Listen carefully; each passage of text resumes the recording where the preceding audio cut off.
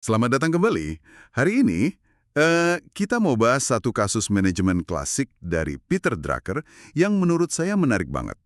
Ini kasus nomor 22, judulnya Midwest Metals dan Serikat Pekerja. Iya, sumbernya dari buku Management Cases Drucker.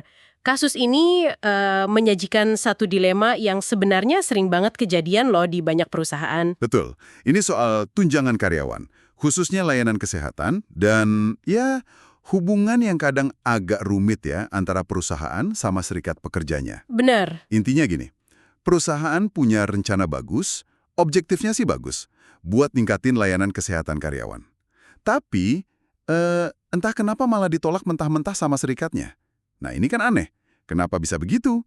Mari kita coba bedah kasus Midwest Metals ini. Ya, kasus ini memang menyoroti semacam ketegangan klasik ya. Di satu sisi karyawan pengen layanan yang lebih bagus, tapi di sisi lain manajemen juga ditekan buat ngendaliin biaya. Yang bikin menarik itu justru solusi inovatifnya yang harusnya menguntungkan semua pihak, malah mentok. Gagal total, gara-gara ya itu tadi, kesalahpahaman mendasar soal apa sih yang dianggap nilai sama karyawan, ini nyangkut soal komunikasi dan kepercayaan. Oke, kita mulai dari awal ya. Jadi ceritanya itu bermula dari keluhan para pekerja di Midwest Metals. Mereka ini diwakili serikat pekerja, ketuanya namanya Gene Kowalski. Mereka merasa layanan medis dan rumah sakit dari perusahaan itu, ya terus terang aja, kelas 2 gitu. Kualitasnya dianggap gak memadai lah ya. Betul. Dan Kowalski sendiri setelah dia cek langsung keluhan anggotanya, dia setuju. Wah, iya juga ya, gitu kira-kira. Oke. Nah, di sisi lain nih, ada Frank Snyder. Dia ini wakil presiden hubungan industrial perusahaan. Pusing juga dia. Manajemen atas neken dia terus, karena biaya layanan kesehatan ini, wah, naiknya gila-gilaan, meroket.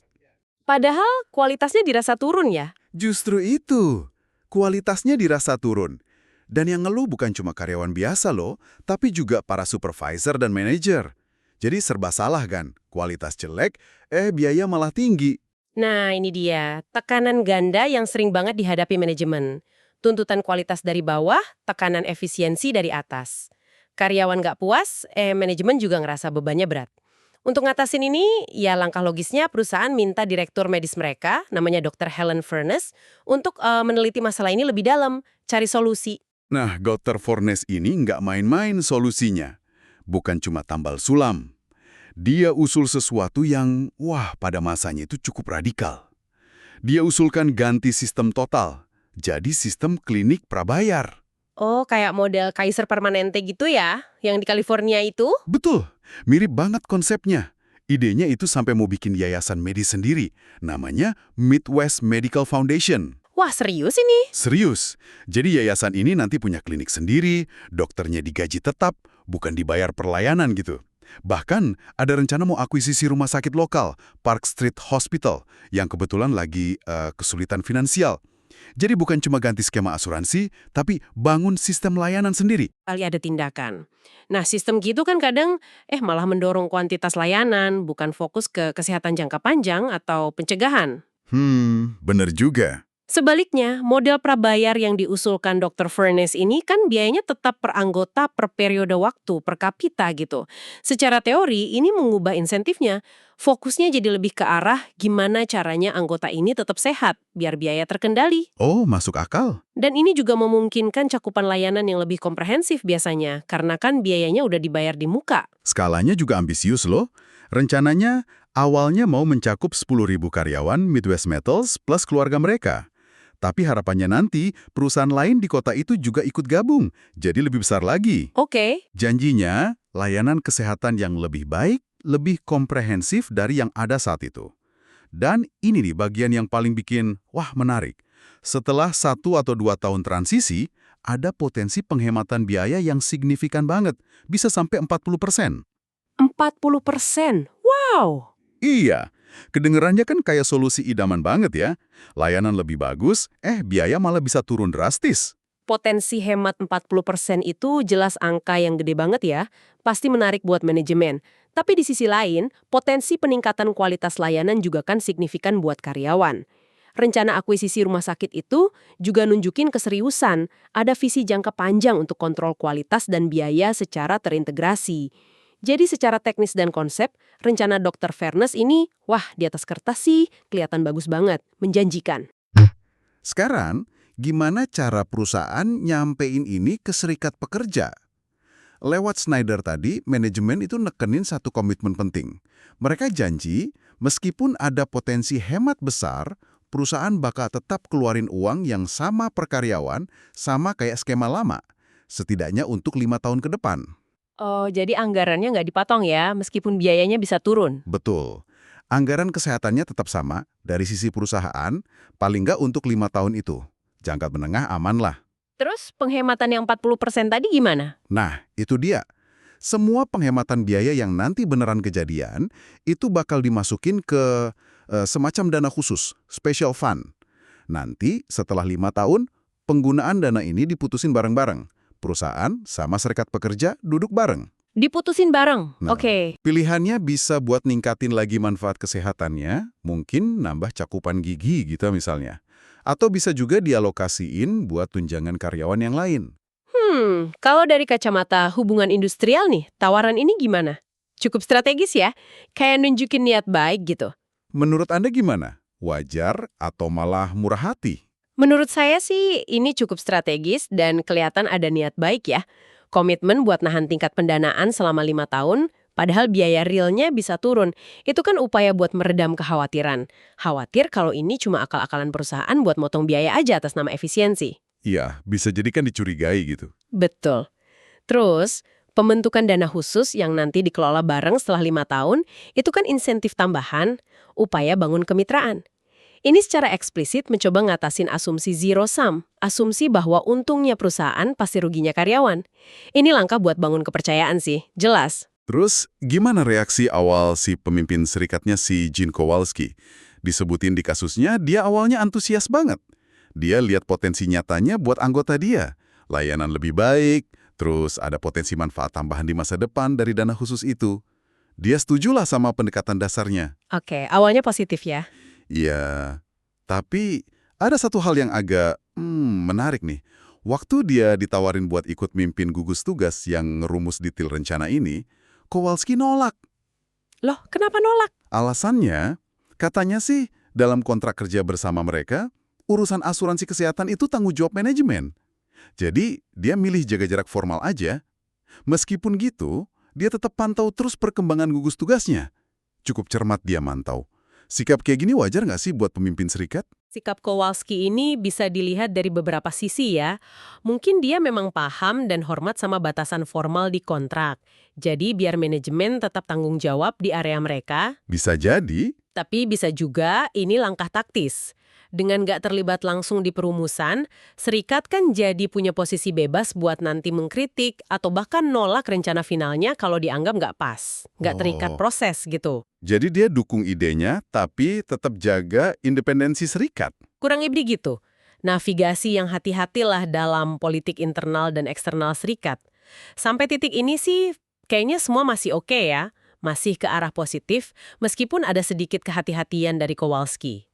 Nah, tapi disinilah plot twistnya datang. Momen krusial yang membalikkan semua. Kowalski bawa proposal final ini ke komite eksekutif serikatnya. Buat minta persetujuan kan? Oke, Bukannya diskusi soal kualitas layanan yang bakal lebih bagus, atau soal dana bersama nanti, dia malah dihujani pertanyaan yang itu-itu lagi. Diulang-ulang terus sama anggota komite yang beda-beda. Pertanyaannya spesifik banget, fokusnya cuma satu. pertanyaan apa tuh? Intinya gini, rencana baru ini biayanya lebih besar atau lebih kecil buat perusahaan? Udah itu aja. Waduh, fokusnya cuma ke biaya perusahaan ya? Bukan ke manfaat buat anggota? Iya, bukan soal manfaatnya gimana, tapi murni soal biaya buat perusahaan. Wah, ini udah tanda-tanda nggak beres nih cara pandangnya. Mereka nggak nanya kualitas, akses, cakupan, atau bahkan dana bersama yang dijanjikan tadi ya? Enggak sama sekali. Pokoknya metrik satu-satunya yang penting buat mereka itu cuma berapa duit yang dikeluarin perusahaan. Terus Kowalski jawab apa? Ya, Kowalski kan jujur ya, sesuai fakta. Dia jawab, iya biayanya memang bakal lebih kecil buat perusahaan gitu katanya. Tapi dia nambahin, kita para pekerja bakal tetap dapat manfaat dari penghematan itu nanti lewat dana khusus. Kan logis ya harusnya, hematnya perusahaan balik lagi ke pekerja. Logis banget sih itu. Win-win solution kan kelihatannya. Tapi, tanggapan dari anggota komite eksekutif yang paling senior, yang paling dihormati di situ, wah ini benar-benar mengejutkan. Ini inti kasusnya. Dia bilang kurang lebih gini, siapa yang dapat penghematan itu nggak penting. Yang penting perusahaan keluar duit lebih sedikit. Titik.